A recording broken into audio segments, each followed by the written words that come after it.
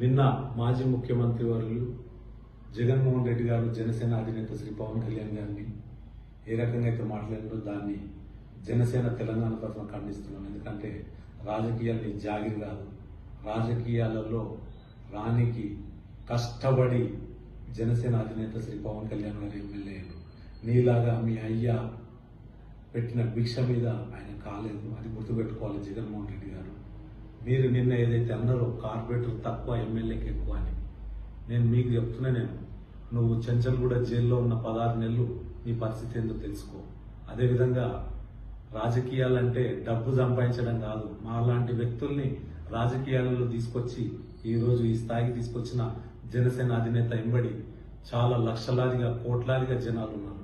నీ ఎంబడి ఉన్న వాళ్ళంతా డబ్బులు సంపాదించి వ్యవస్థని చిన్న భిన్నం చేసే వ్యక్తులు నీతో పాటు ఉన్నారు.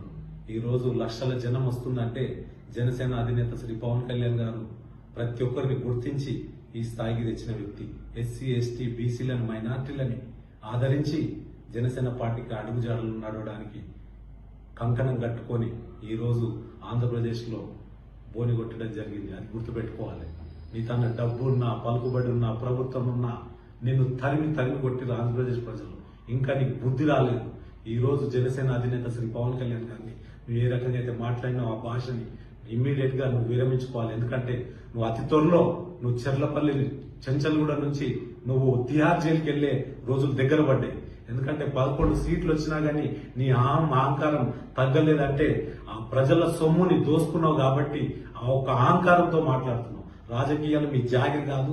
ఈ వ్యవస్థలో ఎవరైనా రాజకీయాలలో రావచ్చు, రాజకీయాలలో ముందుకు వెళ్ళొచ్చు, ఎమ్మెల్యేలు కావచ్చు, ఎంపీలు కావచ్చు, కానీ మీ ఒక్కరికి గుప్పెంద మీరు మీ కుటుంబాలు ఉండడానికి రాజకీయాలు రాలేవు.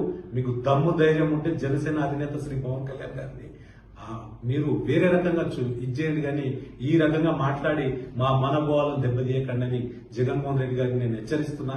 ఎందుకంటే నీకు 11 సీట్లు ఉన్నాయి, అంతవరకు 11 సీట్లు కూడా పరిమితం అయిపోయిన వ్యక్తి నువ్వు. ఆంధ్రప్రదేశ్ నుంచి చీకొట్టినాక ఇంకా నువ్వు ఈ రకంగా జనసేన అధినేత శ్రీ పవన్ కళ్యాణ్ గారి మీద ఈ రకంగా మాట్లాడినందుకే గతంలో ఏదైతే నువ్వు భాష మాట్లాడినావు అందుకే నీకు 11 సీట్లు ఇచ్చారు. రాబోయే రోజుల్లో నీకు ఒక్క సీట్ కూడా ఇవ్వరు. ఎందుకంటే నువ్వు పెట్టుకుంటుంది ప్రజా బలమున్న వ్యక్తితోటని నేను తీవ్రంగా నిన్ను హెచ్చరిస్తున్నా. ఎందుకంటే డబ్బు పనిచేయదు రాజకీయాలు, గుర్తుపెట్టుకో. నువ్వు అడ్డంగా సంపాదించిన డబ్బుని పెట్టుకొని అహంకారంతో రాజకీయాలలో వేరోలు రావద్దు, మేమే ఉండాలి అనే ఆలోచనతో ఉన్నావు. కానీ రోజులు మారుతున్నాయి, రాబోయే తరాలు మారుతున్నాయి. ఈ రోజు ఏదైతే జనసేన అధినేత శ్రీ పవన్ కళ్యాణ్ గారితో పాటు